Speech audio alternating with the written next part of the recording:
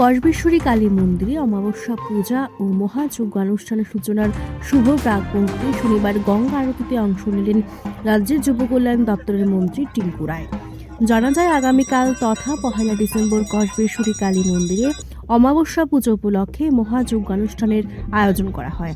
এই যজ্ঞে অংশগ্রহণ করবেন শান্তিকালী আশ্রমের শ্রী চিত্ত মহারাজ এবং তপোবন আশ্রমের শ্রী সচ্চিদানন্দ পুরী মহারাজ।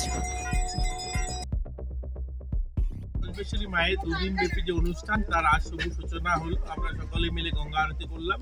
আগামীকালকে এখানে যজ্ঞ হবে, পুরো দিন অনুষ্ঠান চলবে, প্রসাদ বিতরণ হবে। মাননীয় বিধায়িকা অন্তরা সরকার যে মহোদয়া রয়েছেন, ওনার আমন্ত্রণে এখানে এসেছি।